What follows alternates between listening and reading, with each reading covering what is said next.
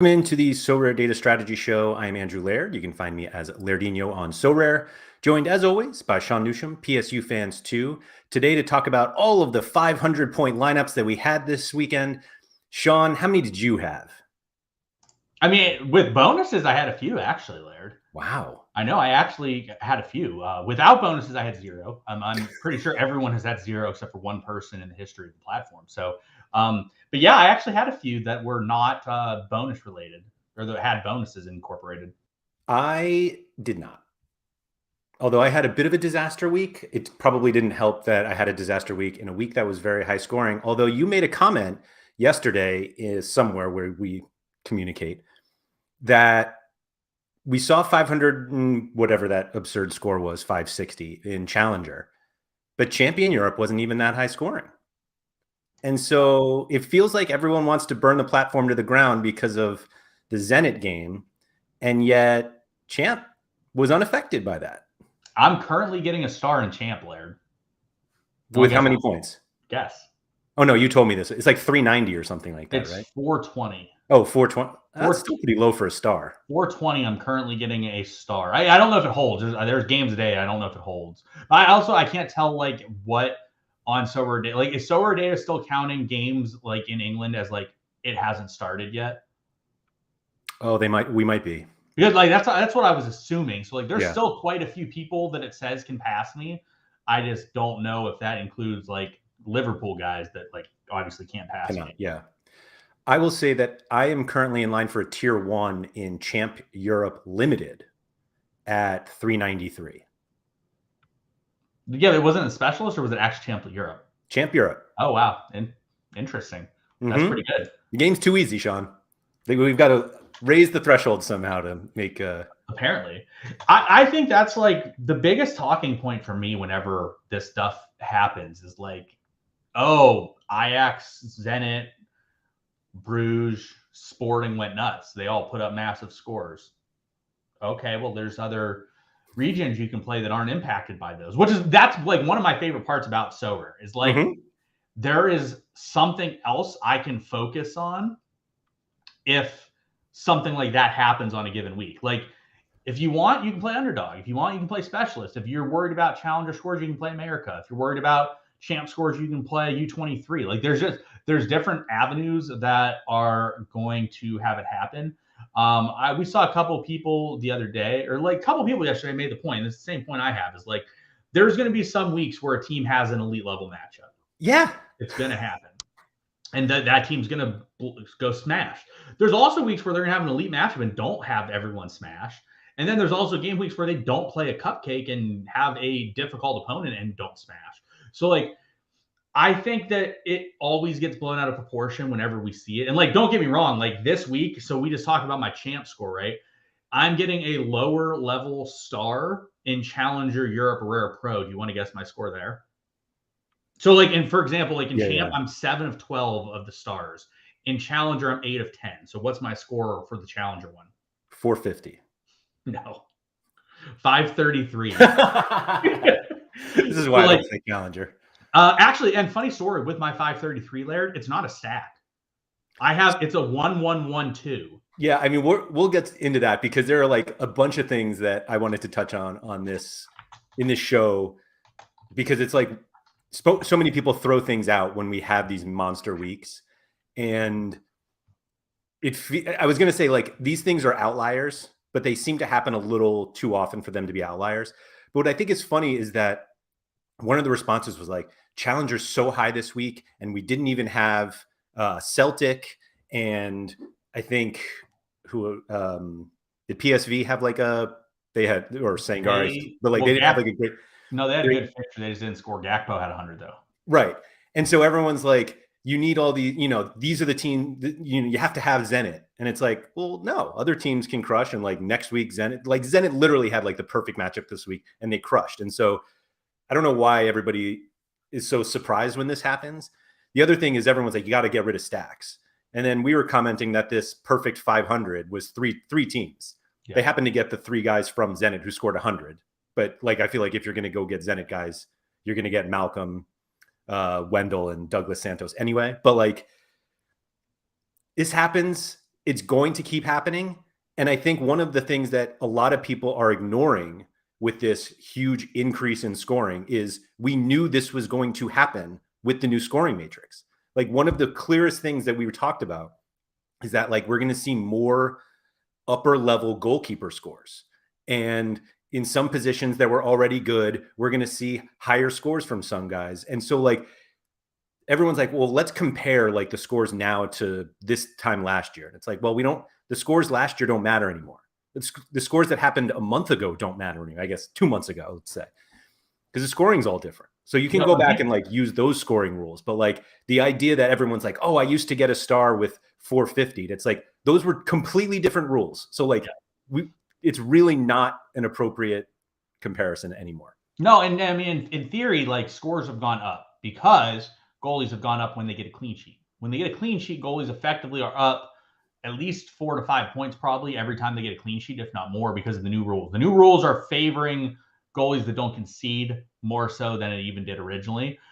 So like if you get a clean sheet and your guy would have scored 65, like a lot of the time he's now going to score 70 instead of 65. So it like raises the scores a little bit. But like you said, like I think the new matrix is beneficial for people that have a high score in a week. Like if you have a high score, it will likely be slightly higher because of the new matrix comparatively to like some people will have a worse score because of the new matrix, but they'll also have a higher score if they have a high score. But like people are like, oh, there's so many new teams. Like the new teams are just killing the competition, like the D2s and all that stuff. Yes, Ajax, Zenit, Bruges, Sporting, very new teams there. We have not seen them on the platform before. So I don't really agree with that. Like yes, we are seeing like there's more of certain cards, but like even if you look at a card, like can we look at Malcolm this week and see where Malcolm was deployed? Like let's see where Malcolm Rare was deployed, because obviously limited, you only had a couple options. Like let's see though where Malcolm Rares were deployed this week, because there's so many spots to use it. You can use it in D3, D2, D4 specialist. You can use it in different types of contests. So like it's just a thing where like you can play these guys in different contests. So like, yeah, there might be 150 Malcolms on the platform. There might be like 30 here, 30 there, 30 there, 30 here. Like, so there's just a lot of spots where you can put stuff. And again, if you want to avoid them, you know where Malcolm can't be played? U23, America, Asia, Underdog, Champ Europe. Like there's just other spots to play them. Yeah. What was funny to me at least was, and I think I pointed this out to you yesterday.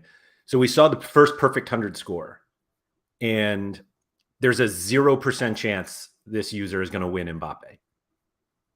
And it's like, not to say that entering Challenger, you get bad prizes. The top of Challenger are very good.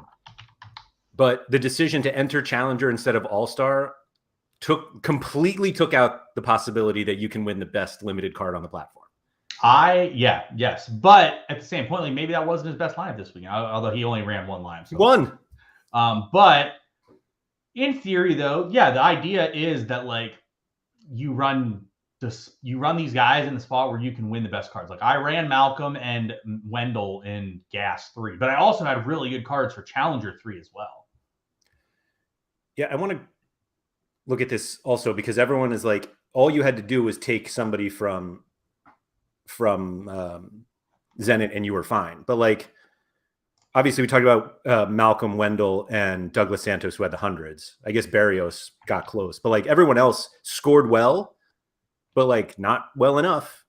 Correct. And so like, it's not like just full stacking Zenit necessarily that doesn't get you 500s. Correct. And they scored 8. Like it wasn't like they only scored 4, they scored 8. So like there was plenty of spots for people to get involved and get production from. If you look at Ajax, like we're going to see a very similar type of situation with Ajax because the same thing sort of happened.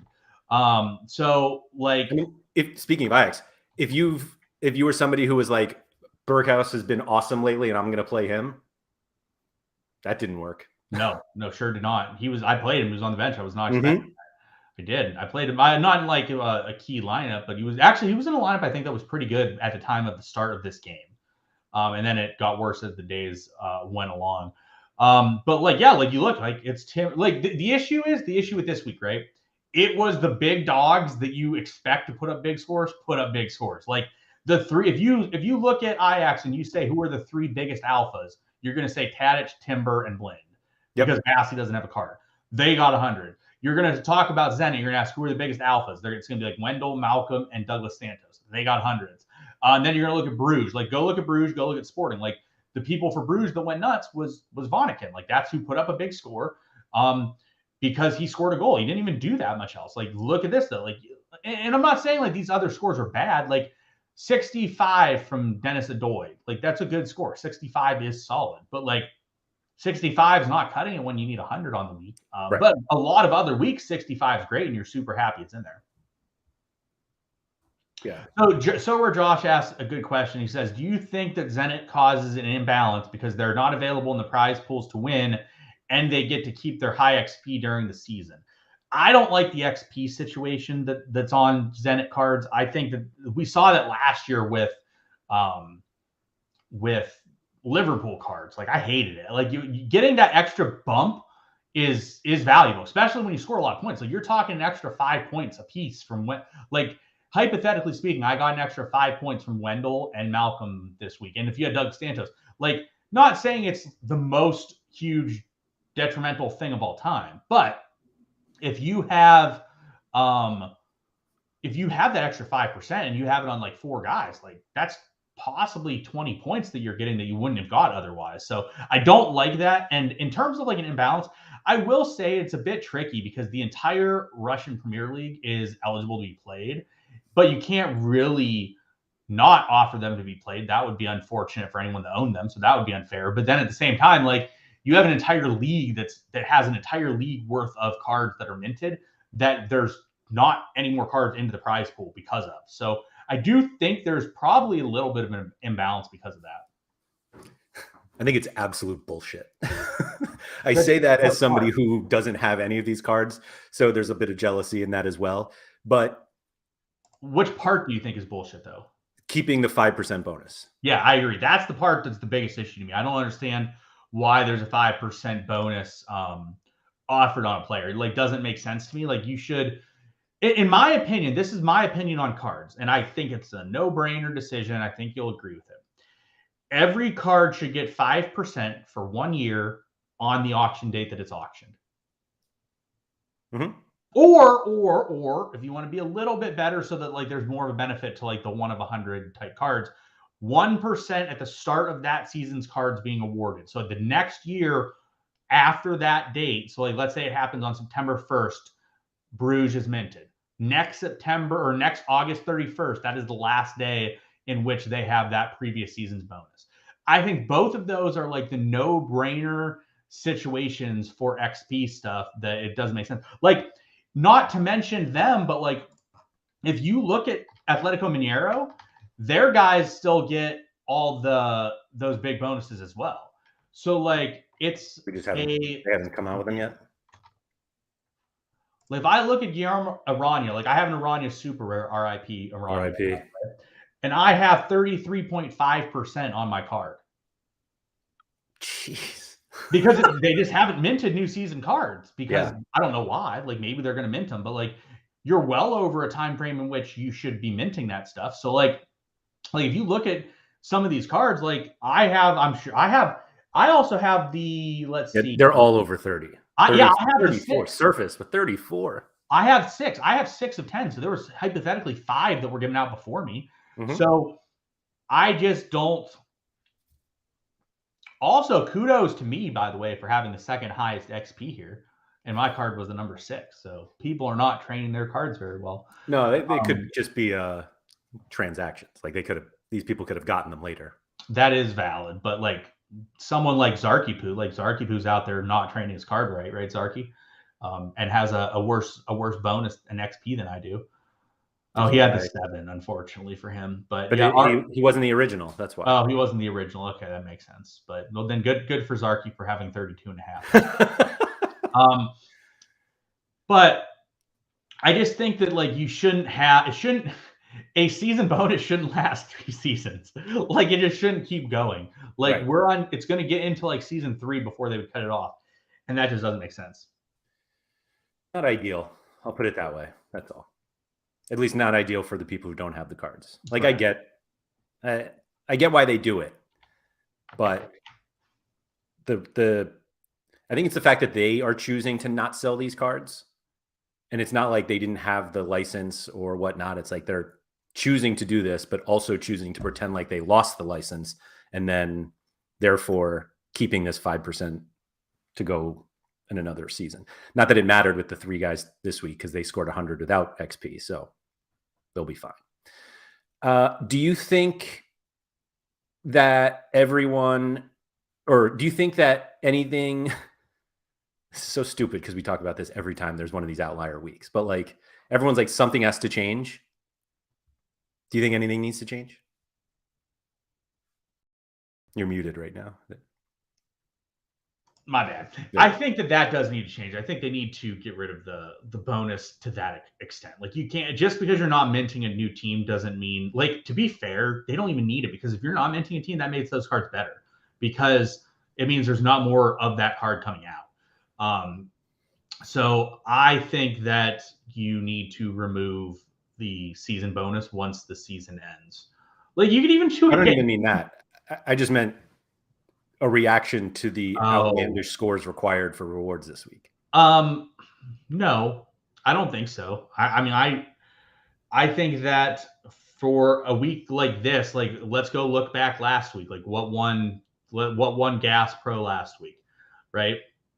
So, or like let's look at Challengers. People are talking Challenger this week, so let's go look at Challenger Pro last week and see what won Challenger Pro last weekend, and then we'll go look at the weekend before that, so we can get a good idea of sort of like what is being needed. So last weekend it was Bo Dart. Who's that? Neris, Munoz, Wendell, and Herman. So we have a one Look at that, with one card that is like a valid. And then you look at the lineup below, totally different 5 guys. Totally different 5 guys, none of which you'd consider like a cheat code card anymore. Because I don't think Morioka is considered a cheat code anymore. He's just kind of old. So oh hey, I finished 3rd, Laird. Look at me, go me. But like again, like I actually have more cheat code cards than the other people do, because I have and blend. But like again, like so for every week that we should talk about how bad I ran here. How did Blend and Tadish not get a decisive so that I could have won, right? But like none of these are stacks. Like all these top lineups aren't really stacks here. Then you get down to 4th. So Dogie Sports has Wendell, Malcolm, Douglas Santos. But again, he didn't win. The idea is like, can you win? And like if you look, like there's not tons of Zenit stacks here. Like we do see 6 is also a Zenit stack. So it's a situation where like, yes, it does matter. I think there's, by the way, there are a ton of Zenit stacks in here. I think it would be okay to use specialist rule, not like the scoring of specialist rules, but of the stacking. I do think stacking maybe you could get rid of, and you could turn stacking into like max 2 on a team. I think that makes sense, because then at least you have to spread it out and not just hammer one team. You have to at least go to 3 teams. So I would be okay with that. They have that already, though. They just have it in different competitions. They do. Exactly. And that's why I don't think it's needed to necessarily change it.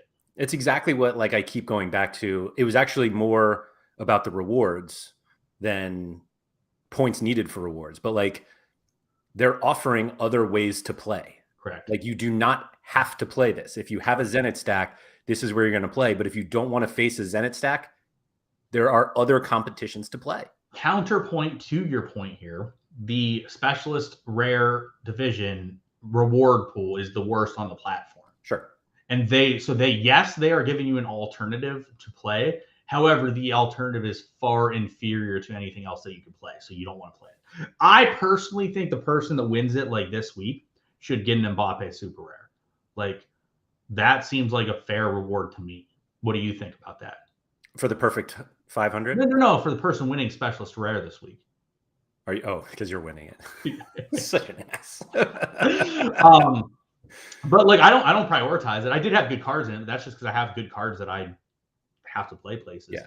No, but I'm just going back to the whole like there are other places to play. Correct. And what's a little funny to me, because one of the one of the responses that I've seen on Twitter, which is my own fault for looking there, but everyone is like, I've seen a lot of feedback from people who sold up recently.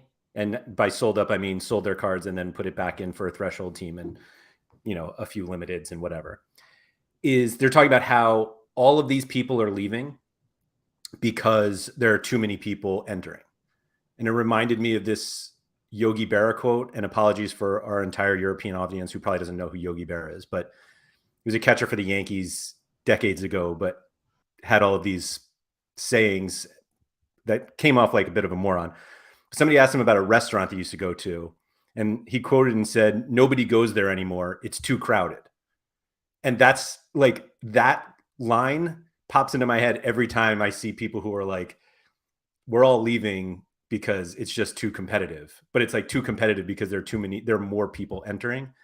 And so everyone was expecting this to happen later on, like the huge scores to get rewards.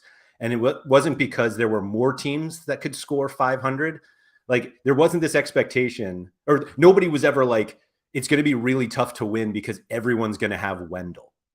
It was like, when 10,000 people have Mbappe limiteds, then it's a problem. But like, now it's apparently a problem because the Zenit cards are crushing, except when it's the weeks that Ajax are crushing, or PSV or Celtic. And it's like, this is going to happen. It does not happen every week. And this is just the game that we're choosing to play, or play a different game on this platform. I think that is a good example. So if you go look at PSG, let's go look at PSG scores of the week. PSG was a bigger favorite than Zenit and then than PSG or than Ajax. That's what you got from that. Like, Donnarumma smashed, everyone else was good to bad. There was like, Ramos was good, Hakimi was okay, Messi and Neymar were okay for them, Mbappe sucked, everyone else was not good for themselves. Like, that was one of Verratti's worst games of the year. And everyone played, so like, it wasn't like a rotational thing. Right. The only person that didn't play was Marquinhos, which was unfortunate for me. But it's a Nuno Mendes, all those people out there with Nuno were upset, I'm sure. Yeah, like Nuno was poor. Like, we just didn't see very good scores. So like, hypothetically, this is what could have happened to the Ajax stack or the Zenit stack this week. Like, and if you ran it like that, this is one of the main reasons why Champ Europe scores were so low this week. Like, they weren't that good. Bayern was not that good. Liverpool did not play. Yeah. Real was not that good except for Cruz. So like, that's why there was situations where like these guys just didn't produce. Like, yeah, like Lewandowski was good off the bench, but like off the bench, yeah. You look at them, like, again, no one was really that good. Like, you have a few 70s and an 80, and that's about it. So like, I do think that stacking is probably needs to get cut a little bit. Like, I do think you should require people to have. I think you should. My stacking situation that I would do is you have to have 3 teams represented. But this perfect 500 had that. It did. We're not solving anything with that. I'm not saying I'm solving that exact situation, but I do think it would cause people to go a little bit outside the team that they're on and the situation they're on. But realistically, I will tell you, like, you know exactly what will happen if you do that, and like, you let it be a 1-1-3 or something. No one's ever going to play the goalie from that team. They're going to play a goalie from a different team. They're going to play one stud player and then the 3 like stud players on that team. It's going to be legends. You play 3 legends and then 2 other guys from different teams. Well, yeah, actually, they got rid of the stacking rule there. Like, but I'm saying fundamentally, it's the same thing. You're going to play 3 guys from the dominant team, excuse me, and then 2 others. I think no more than 2 from a team is better than 3 teams to represent it. Chris makes a good point with Zenit too. It's very true. And I was talking to someone this weekend. It's actually valuable to have teams like this. So PSGs and these other big teams can smash because they have more rotation due to congestion of fixtures. So that's why they don't always smash. And that's why Zenit is smashing harder, because they are playing the full strength lineup every weekend because they do not have any European teams. I was actually talking to someone like, that's why I really like having all my Genk cards this year, because Genk doesn't have any midweek fixtures. So like, every weekend, like, I'm confident no matter what going into the weekend that like Trezor is starting, So if I'm confident Trezor starting and they play Sarang, well, I'm sitting there like, all right, Trezor is basically the best player you can have this weekend. Yeah. No, I agree. Metal Gear brought up a point that people like playing their favorite teams. So like prohibiting them from playing all five. Like tell Quinny he can't play a 5-man stack anymore from Celtic. It doesn't matter. He'll have like 6 different 3-man stacks. Like he'll still have a lot of Celtic players. So like I don't think that's a good reason for things. So Surface actually asked, do you consider getting a tier 1 winning? I do. Winning to a lot of people doesn't just apply to getting first. If we're just talking about winning prize, limiting stacking could help distribute prizes. I think getting a card is winning. So if you get a card or threshold, you are winning. Now that said, like you are not winning a lot if you get a tier 3. I'm glad Surface brought this up because I think people get way too focused on these first place scores. And I will say, like, if scoring is up for first place, it's probably up everywhere. And so, yes, it is harder to win a card. But to say like the game is broken because it took us 300 game weeks to get a perfect score, I just don't see it. I fundamentally disagree with it. And I understand that people are like, the game is going to get harder. And that's why Sorare are creating more contests. Right. Like that's why they're doing it, so that there are more avenues, not only more ways to play, but it also helps distribute these cards out. As we were saying, like not every single Malcolm limited card was in Challenger Limited. And so if you have the opportunities, like he could have, I'm sure people played him in Specialist. And so like those are cards that are now not available in Challenger or All-Star. And that's the point. That's why they keep coming up with these new competitions, because they need to create more ways for people to play that aren't necessarily go by the Zenit stack. Yeah, I agree with that. I think that they're creating different avenues for people to play that want to play in different game modes that prevent this stuff. And they're doing that. There's specialists like this midweek, there's like freaking 18 limited specialist contests. Like there's just a lot of them, and that's how they're doing it. They're changing things into a situation where that is the case. Like how many hundreds do we actually have this week? I know someone asked you. It's about 1,000. Let's see. I wasn't counting. Like 20, 25, 4, 6, 8, 10, 12, 14, 16, 18, 20, 22, 23. 23. So far 23. Oh yeah, Ricky Puig, by the way, has been fantastic. For those who haven't paid attention to him for LA, he's been like good. He's exactly what you would expect a 23-year-old Barca Academy product to do in a Major League Soccer. Yeah, like I mean, I watched the game against New England because obviously, but he was dominant in that game. He was so good in that game. Yeah. So I totally. Josh points this out. 2 weeks ago, people were complaining about Champion Europe stacks, and this week, 320 points gets you a card in rare. True. Like this happens. It just happens. Here's a question. Not enough Wendell cards, by the way. Yeah. Actually, here's a question for you that I actually think is a better question than any of the other questions. In the past, we have poo-pooed Champ Europe. Is it time to stop poo-pooing Champ Europe and poo-poo Challenger instead?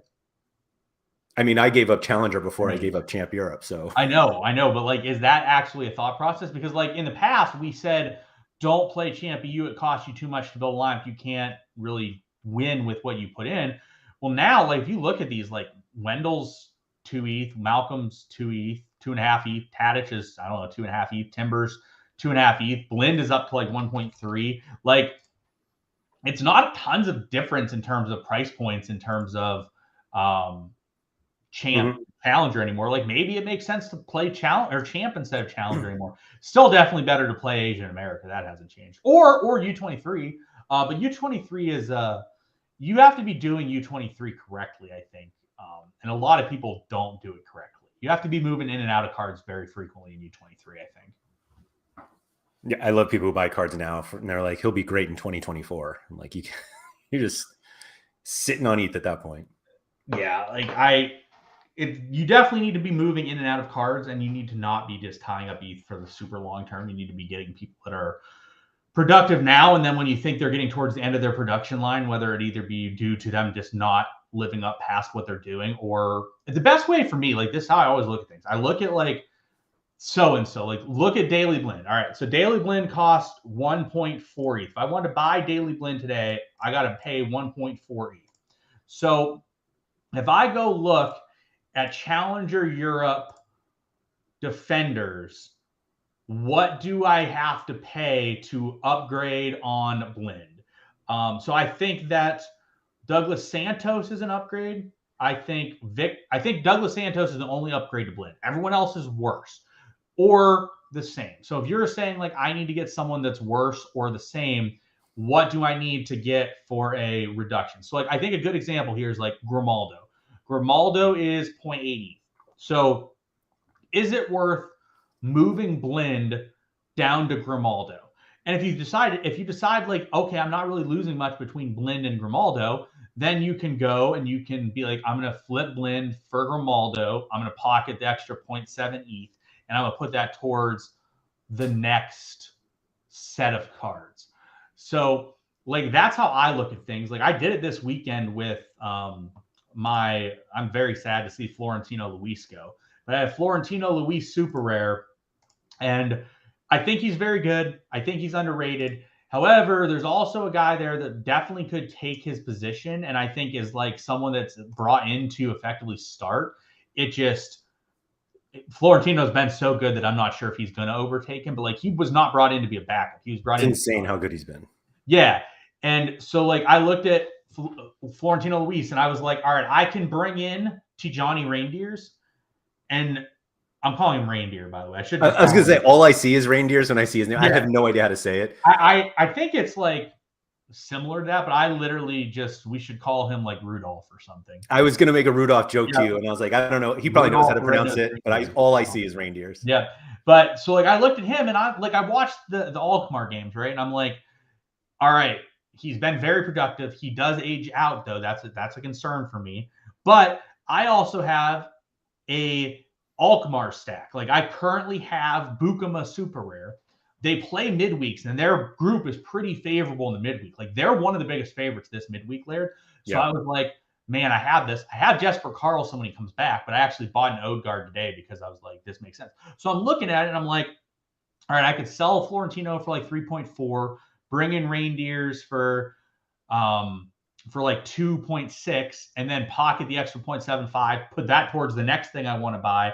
Probably get the same player, maybe better, and definitely correlates better right now. So I was like, I think I'm going to make this move to sell Florentino Luis. So I made the move to sell Florentino Luis. Now, will it be a win for me? I don't know. But like, if you look at Reindeers, he's been better than Veerman over the last 15. So like, if you look at him, like you're like, all right, this guy's been, and like, I also think he's basically been eating defensive stats. And then he's also taking sets. So like his AA game has been pretty good. And then his decisive game has also been pretty good. So he's actually been better than Veerman's thus far this season. So I was like, you know what? This card makes quite a bit of sense to me. Because like if I look at, like, for example, if I had Veerman right now, right? I'm looking at this. I'm like, all right, Veerman ages out, Reindeer's ages out. So they're even there, right? You probably can't get a Veerman super rare for under 7 ETH. And I can get a Reindeer's for like 2.5. Well, they look pretty similar to me from a actual projection expectation standpoint right now. So like I would definitely use that as a spot. Like, all right, I'm going to go move my Veerman into Reindeers, pocket 4 ETH, and move that to whatever you decide is the next thing that you need to do to improve your gallery. So I've been trying to do more of that this year in certain situations, and I need to be a little bit better at moving in and out. But U23 is very much about moving in and out. One of the things I liked about Reindeers when I brought him in is that at 2.5 ETH, he's one of the top challenger midfielders too. So as long as he stays in Alkmaar, like that's someone I have no problem running in challenger next year as well. And I can't really find much else better than that for his price point. It's kind of what a lot of people said about Sangare last year. Yeah, correct. I said the same thing about Sangare. The issue was for Sangare last year, I'm pretty sure his super rare was like 6 to 7 at some point. It was like what Veerman was at some point last year. Mm-hmm. Well, maybe not. I guess it never got up there that fully. The highest, I think I got an offer of like 5 or 6 ETH though on Sangare. I think no one sold him, but like, so Sangare was like 5 ETH. Let's call Sangare 5 ETH. And then now I could probably sell my Sangare for 3 if I wanted to today. Yeah. I mean, he sold, what is that, in July for 4.5. Yeah. That was this off season though, too. That was like, yeah, this season. Yeah, but like, so like last year, like, I don't think, I'm pretty sure I got an offer at, yes, well, like, as you see, like, nobody posted their Sangares for a long ass time. Mm-hmm. So like, I'm pretty sure at like that time of the year, you could, after the March, like the end of the year, you could probably get 5 to 6 ETH for Sangare. But like now you could probably get like 3. So like, did you win enough to justify the depreciating ETH and losing 2 ETH? Like, did you win 2 ETH to offset like getting rid of him, what getting rid of him would have done? However, I could have, let's say, sold him, bought into someone else, and then rode that wave again. So it's sort of like you want to ride the wave up, sell at the top, and then you ride it down because you got the money, and then you ride another wave up to the top and then sell it. But U23 is just a lot of, you got to move a lot. And I'm not comfortable moving in and out of cards frequently.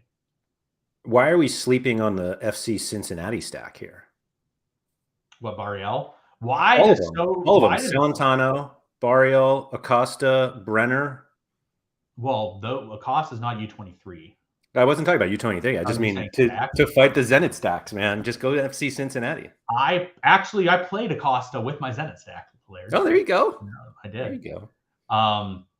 I did not, unfortunately, play Brenner because that would have been fantastic. But yeah, because scoring 100 is just too much. Yeah, Kaneko ripped 100. I don't think I have his unique. I don't think he's cracked like 75 all year. Who did? Kaneko. Oh yeah. He cracked 100. So Brenner was the second most popular player in Specialist this week. Yeah, makes sense. No, makes sense. I mean, Timber, like everyone's been talking about how dead Timber is. Mm-hmm. Our Harry Trades was here earlier. I don't know where Harry is right now, but Harry's been ranting about how dead Timber is every week. And I'm sitting there watching the game, and Timber's sitting there with the ball at like the edge of the box with no one within 5 yards of him. And then he like makes a pass. I'm like, I don't know if you are calling this guy dead for not making a complete pass here. I don't know what being alive is, because he literally, like, I'm just sitting there. I screenshot it and sent it to Harry. It was literally like Timber sitting like 3 yards outside the edge of the 18. No one was on him, and he just is sitting there looking for what the right pass is. I'm like, that's how they get so many decisive, because he's in those spots. Not to mention, like, I think he actually should have had an assist. The one goal, I think the Caduce goal, Timber won the header, and it was like a flick on header, I think, and then Caduce scored. And I think Timber should have gotten an assist. It was like kind of a situation where I couldn't tell if someone else touched it or it looked like someone else touched it. But he didn't even need it. He got to 100 anyways. But like, I thought Timber got an assist on it. But like Timber just, but yeah. So I had to listen to Harry tell me how dead Timber is for like the last month. I'm just like, I'm watching the games. I don't think Timber's dead. I think it's just a variant spot. I'd like to rephrase what I said before, that Brenner wasn't the most popular. He was the highest scoring. Oh, but whatever. Most popular. Sam Ty was saying he didn't know about this expired listings button, so I'll show that off to anybody who wants it. You can literally just see what people have posted cards for. Looks like somebody got a little aggressive with the Veerman 4 ETH. It wasn't you. I've seen you do that before. No, not like this. I've seen you do it before. I gave you shit for it too. I remember. I don't think it was Veerman though. Yeah, here you go. I know exactly who it was, Sean. You don't. I'm not hiding this. Yeah. So we're gonna watch Laird be the carrot here, and is this it? There it is. Yep. Yeah. Don't let Laird tell you that he never does that stuff. But no, the expired listings. Dream of saying that. Expired listings is a good way to see like if people do it. It only counts on expired though. If someone cancels their listing, it doesn't count. Correct. It has to run out. Yeah, like me personally, like I never let my stuff run out. I always cancel. Oh, that's not true. I guess I let it run out sometimes. Depends how lazy I'm being at the time. I'm indifferent on that one. Yeah, it doesn't matter. But it's a good way to look and see like this is what people are trying to get. It's not selling for this, so it's definitely below this price point, and definitely works better, especially on limited or on super rares. I mean, because super rares are like sometimes it's hard to tell exactly where it is, the value, but like you can be like, hey, no one paid 4 ETH, I'll give you 3.5 and see if like that's something that that works. Yep. I also just want to say, Joao Felix 7 ETH still on the table for anybody who wants it. Just because it's not posted doesn't mean I won't take that. You should have like a definitive, you have to sell him at 7 ETH no matter when. So if he gets to 7 ETH at any point in his life, you have to sell. It doesn't matter. I would like that to happen today. I don't think it's going to happen today, but you never know. I mean, maybe Gary Vee will show up. I mean, Gary Vee tried to get 45. What is the highest it ever? Oh, see it? It got there. God. We talked about you selling it in that range, and you obviously did not. No, we talked in the 5 range. And I was like, why would I sell it at 5 when I'm going to be able to sell it for a 50? We talked in the 5 range going upwards. Yeah. Pretty sure it was going up to 50, Sean. Why would I sell at 5 if I could get 50? Exactly. That is why. What was I going to say? I had something that I was. By the way, how terrible are their jerseys? Look at his picture. How terrible! I know it hurts my eyes a little bit. It does. It looks like he's like massively fat and just like. I just have to like check my contacts because I was like, are they? I saw that jersey the other day. I was like, is that like their actual jersey? This is it. Awful. Yeah. I mean, Atletico Madrid doing something awful is not shocking. Like worst team in the world. It probably just makes them look faster instead of just. I don't know. Less like a bus. You don't need to look fast when you're just parking the bus every game. Yeah. Well, no, you have to look fast just because you're not moving fast. Yeah. Yeah. They're a bit rough. Yeah, I had something. I forgot what it was in terms of that. Well, you were talking about selling Davies as well. I sold Davies. You did eventually sell Davies, just not for what it was originally during that full-on boom. I mean, we all made mistakes, Sean. Davies had a good week this week. I'm pretty sure he put up the top score for the defenders for Bayern. He's never gone that low. I guess he did. I guess he got pretty low last year. I mean, it still was 0.9. This was just a. Who knows what that was? So, did you compete in any of these extra specialists this week? Yes. Did you? Well, there was only one this weekend, I think. Oh, that's right. But I did complete it. And I think I actually got a tier 1, maybe a tier 2 in this Champion Europe specialist thingy limited, because I had I had a couple just total turds, and then I had 197 points from Cruz and Handanovic. Yeah, that's helpful.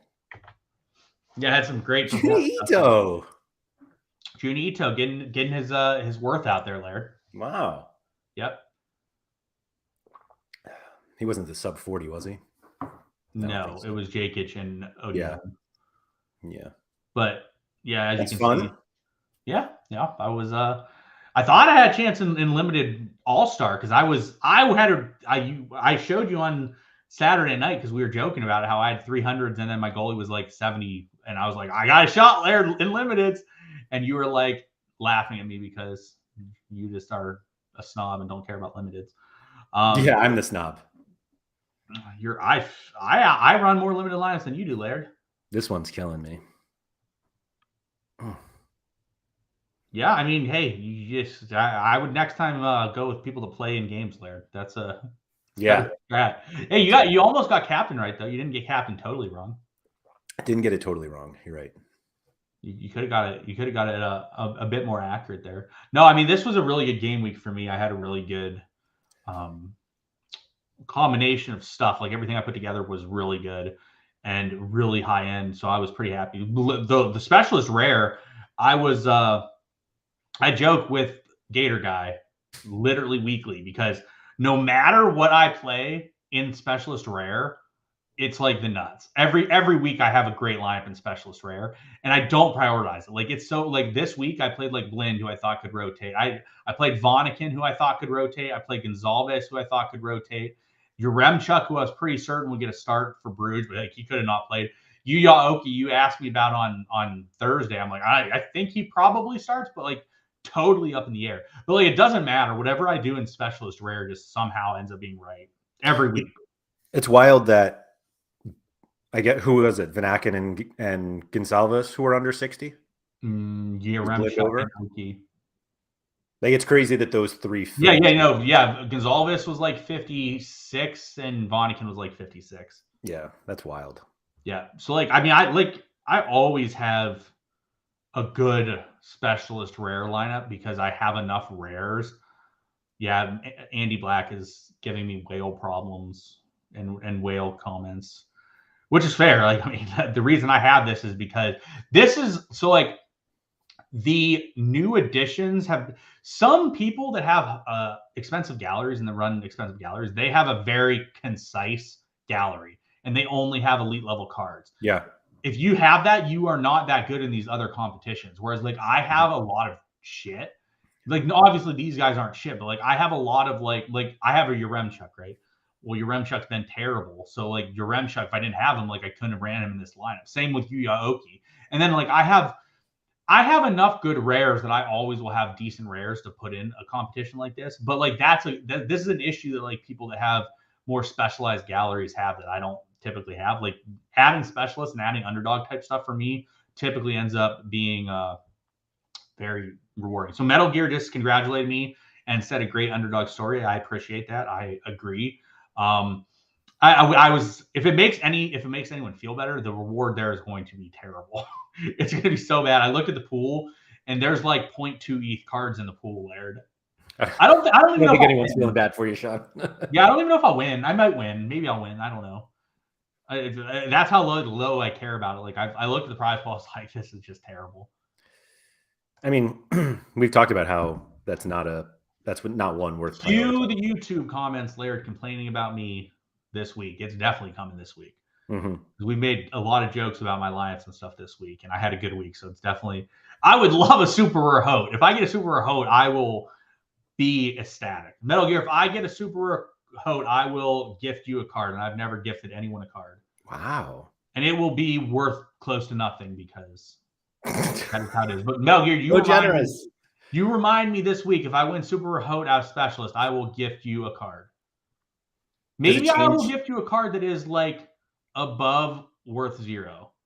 Metal Gear, I will gift you a super rare if I win Hope this week. He just said, please not a limited or super rare. That's good. or super. Okay. I will gift you a rare card if I win a Hope, Metal Gear. You remind me of that. If I win Hope, I will give you a rare card of my choosing.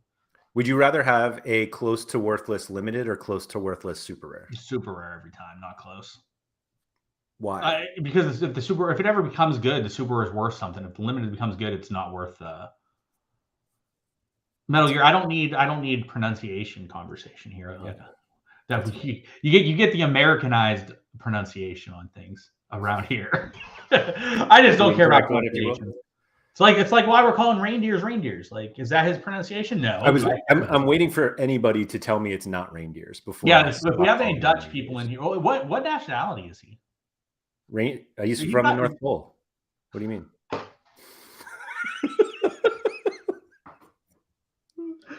Oh, if you don't, that's going to end up a clip on Twitter, which is valid. That's well worth it. I'm curious. I don't know what nationality he is. He's Dutch. Dutch. Yeah. So any Dutch people, how do you pronounce reindeer? If we have to have someone Dutch in here. It's going to be really disappointing if it's actually reindeers because we're like, oh, we were right. Yeah, but Metal Gear, it's more fun if I just pronounce people how I want to pronounce them. Reindeers. Yeah, it's definitely reindeers. Sorry, Mike. Mike Gass said reindeers is the most closest phonetically. That's not that different. That's close enough where, you know what it is, Sean? We called him reindeers, and I bet everyone knew who we were talking about. Oh, definitely. Everyone knew who we were talking about. Same thing. If I say Hote, everyone knows who I'm talking about. I assume so. Yeah. You assume most people know who I'm talking about in that perspective. Whew, we've fallen off the rails here. It's okay. Sorare Holland said it is. Sorare Holland it's reindeers or is it Reinders? Reinders, I bet. Let's get clarification here. I like Black. I have no interest in asking your expert opinion on something unless it's tickling someone. You're pretty much out. Reinders. Is that how you phonetically call it? Reinders? with Y. Reinders. Rinders or Reinders, so we're home. Yeah, that's what I was wondering. Rinders or Reinders? Rinders or Reinders? Don't say yes. Say Rin or Rhine.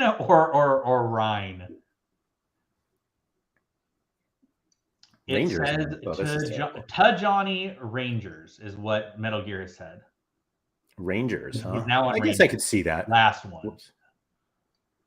So it's Reindeers.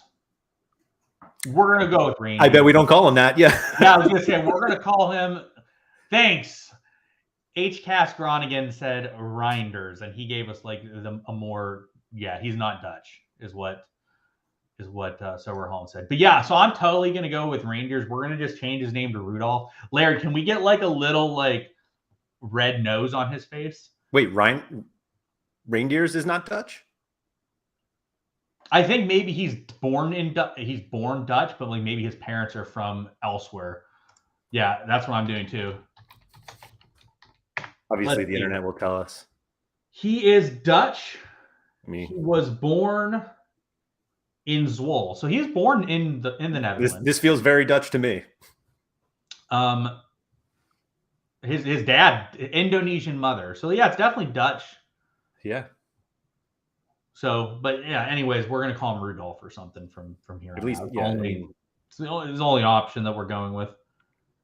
So Pudini is also a reindeer. Pudini, which reindeer are you? Are you Blitzen or Comet or Cupid or Donner or Blitzen? Oh boy. Have I named them all? I don't know. This is a very Sorare Andrews-esque. It is. I know. Andy's in the chat today. He's like. Andy feels offended, I'm sure. He's infused him. Yeah, he's very upset that this isn't happening on his chat. Mm-hmm. That's very valid. That's funny. That makes sense. But many thanks first off to everybody in the chat who has helped us through this very difficult equation. We appreciate it. It was difficult. We got to the right answer. We acknowledged what the right answer is. Reindeer stack. That is exactly. And we will continue to ignore the right answer. John Andrews just said reindeer stack. That's exactly what I'm trying to do to win rewards rest year. I'm trying to win some reindeer stacks. And if there's any other, there's got to be someone named Rudolph out there on the platform, right? Oh, Rudolph? There isn't. There's no player named Rudolph. That's surprising. What about Rudy? Definitely some Rudys out there. Oh, Rudiger. Rudiger. Rudy Camacho. Why does that Abdul Nurendine pop up? Oh, because you only did it, Rudd. Rudy Camacho, Sebastian Rudy. Like, definitely Rudolph in those situations. Yeah. Anyway. We're coming up with some great things this week. But, yeah, I think that... This is what happens when we have to talk about, something that everyone is talking about. And... not that we solved it, but I don't know what else there is to address. The scores are high. They're going to stay high. They're mostly people who focused way too much on the first place prize. And even though all of us, almost all of us are not going to win first place in these contests. And yet there's such a focus on them. I also was just looking at the Cincinnati game. My God, these scores are really bad from San Jose. I think we talked about this earlier this week. 4.4 for three defenders combined is pretty bad. Yeah, it wasn't a great game for Nathan. Nathan's kind of Nathan sometimes goes nuts, and then when Nathan's bad is bad. But Nathan has such huge upside because Nathan's really active. So as you see, there's 300s there. When Nathan goes, that dude just eats. Then when he doesn't, he is terrible typically. As you see by his 0 this week was not great. Pretty bad. The surprise DNPs. At least we didn't have to talk about late swaps this week. That got segue. We didn't have. I would have taken late swap this week. Cruz put up 100. I didn't think Cruz was going to start. I don't even know where I used Cruz because I didn't think he was going to play. I saw the lineup. I was going through who was in the lineup, and I was like, "Oh, there's no way Cruz." And then I saw Cruz's name, and I was like, "What?" Yeah, I couldn't believe Cruz was in the lineup. I was like, I thought there was no chance Cruz was going to be in the lineup. Did he play 90? I think he did. Oh my God. Why I wasn't expecting him to be in line. Who are they playing tomorrow? Is their game canceled? I don't think so. Yeah, next thing we can talk about, what's your thoughts on the all the cancelations this week and what are we going to see? I have never been more confused on this platform than I was with what was going on this week. In terms of like which games were getting canceled? Yeah, with which games were getting canceled. Like what I heard Canada games were going to be canceled. I heard Brazil games were going to be canceled. I was baffled. I was literally sitting here on Thursday just like asking anyone from the UK, like, what is happening? Because I did not understand it. Someone made the comment, they're like, you guys would shut down too. I don't think that America would shut down in that situation. I disagreed with you on that one, actually. You did. Yeah, you were the one that would disagree. I don't think that would happen. I think that, like, if that happened, when it happened Thursday, if it happened on Thursday, I think that NFL games would have happened on Sunday. Yeah, I don't know. The NFL does tend to. The NFL does not care. Yeah. I'll tell you who else does not care. The southern states, like college football, would have played. Like Alabama would have had a game on the weekend. Like Alabama versus Texas, Laird, would have happened on the weekend. I don't know. Hopefully, we don't have to find out. No, I would agree. But that's this week I was very confused by how to handle that situation. Yeah, I will say that it was an obvious situation to play it safely. Yeah. And I realize that there are people who like don't have galleries that can do that. Yeah. But I was surprised at the number of players I saw. I mean, I have one because I didn't update. I did the classic, like, change my lineup on SorareData and then forgot to do it on Sorare. So I have Luis Diaz an all-star rare. But like I saw that, and then as soon as I saw it, I was like, yep, I definitely forgot to update it on Sorare, and knew that it was a 0. But like I intended to take him out. Yeah, because I just wasn't. I actually once I'm done with my lineup building on SorareData, I don't really build anymore on there. I only do my changes on Sorare at that point, for the most part, unless it's something super complex, because I don't want to have that situation happen. Yeah. So like once I get them built, once they're on Sorare, I try to only do things on Sorare and make moves that way. So here's a new question for you, Laird, since we can go into a different topic. U23. I asked this to someone earlier. What do you think happens to the U23 division once like Haaland and Mbappe are not in prize pools? Now, I'm not saying there's not going to be another person that comes up that's like a great prospect that people are going to want, but like it's hard for me to envision the next person coming up being like Mbappe, because if there was going to be that person, we would have heard about them already, right? So like, does U23 take a hit at all, do you think, in terms of next season when you cannot win an Mbappe there anymore? No. Okay. That's what that person told me as well. I won't reveal who they are because they are someone that plays specifically U23. And I was just like, oh, that's interesting to me, because I don't know what will happen in that situation. I think if you were only playing U23 because of the possibility to win Mbappe, that's crazy. That's fair. Like, I understand the upside. And you're like, I would love to win an Mbappe. But like, I don't think if Mbappe's not in the pool because he's not U23 anymore, like, I don't think anybody stops playing U23 because of that. No, and that's fair. I mean, the pool's still going to be really good, right? There's always going to be like a lot of good high-end players in U23. So I think that it's a situation where like it's still going to be good. I just didn't know if it would be like people are going to maybe not a noticeable amount difference, but maybe a little bit different because you can't win Mbappe there. So like maybe people would shift funds elsewhere instead. But you're probably right on that. I was just interested in it earlier today. I think the other question is, do you think Mbappe is as valuable when he's no longer U23 eligible? Definitely not, because like he's not any different in it. So here's I don't think he's the best player in the game. I think he's the best long-term card to hold. But I think Neymar's better. I think Kimmich's better. I think Messi's better for now. But Mbappe has a longer shelf life in theory than all of them. By far. So my question is like, obviously he can't go to the 5-6 ETH price that Neymar and Messi are, but like, does he fall more in line with a 10 ETH price tag? I'm glad Neymar's finally started to get the respect, because like Neymar's price has been way too cheap for a long ass time because I think people are always just concerned about the injuries. They are, but like, I mean, everyone gets injured. As long as you know when someone's rotating out or know when someone's injured, like it does. I think when playing, Neymar is the best card on the platform. Sure, that's my opinion. But like, yeah, the price went down because he had so many DMPs. It was as simple as that. It was, but like, I mean, I'm glad to see it starting to come up. But so I don't know. I don't think Mbappe is worth 12 when he is done.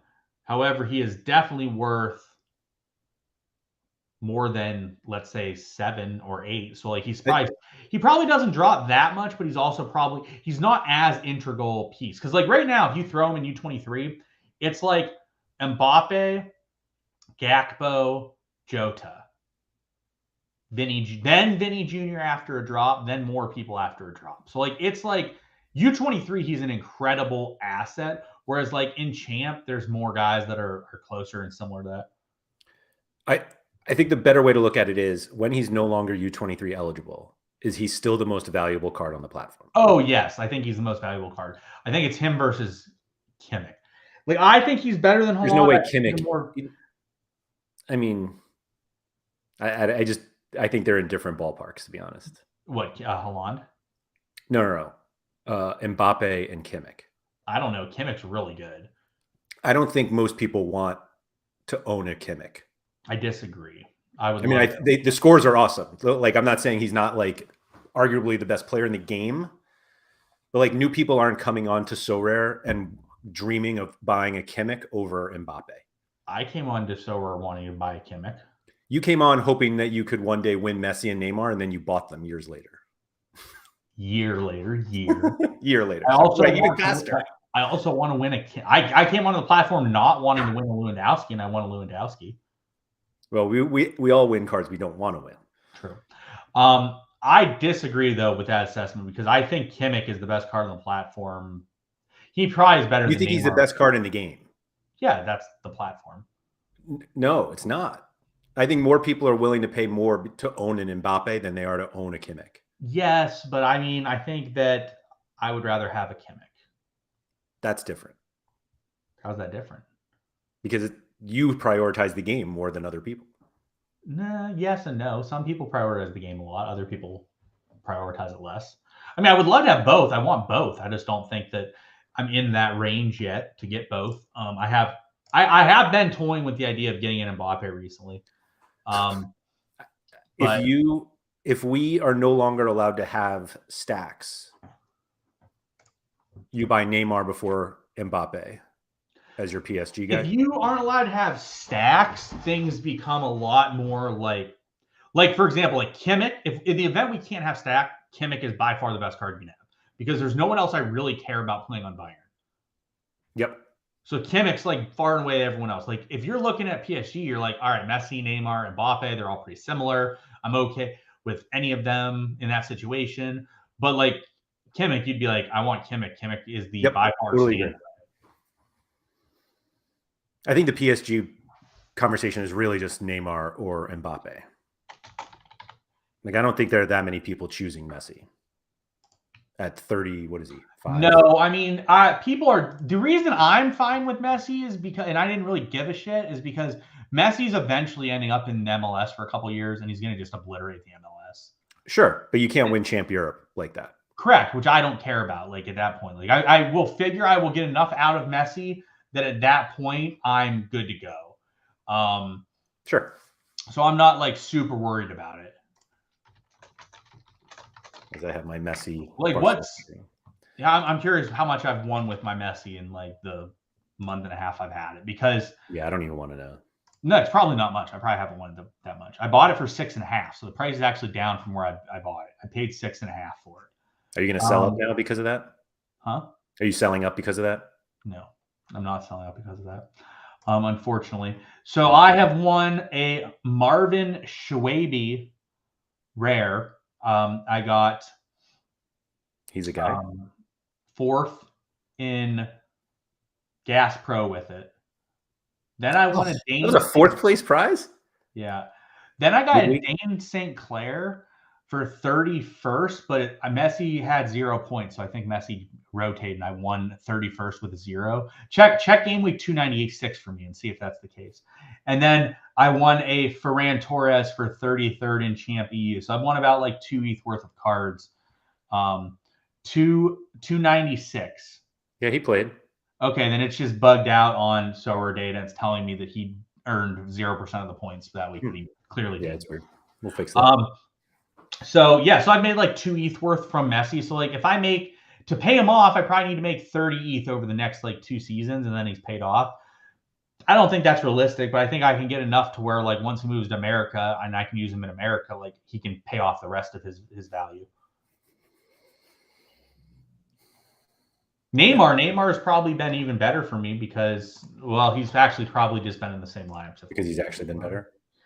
No, I think he's probably been in the same lineups for me.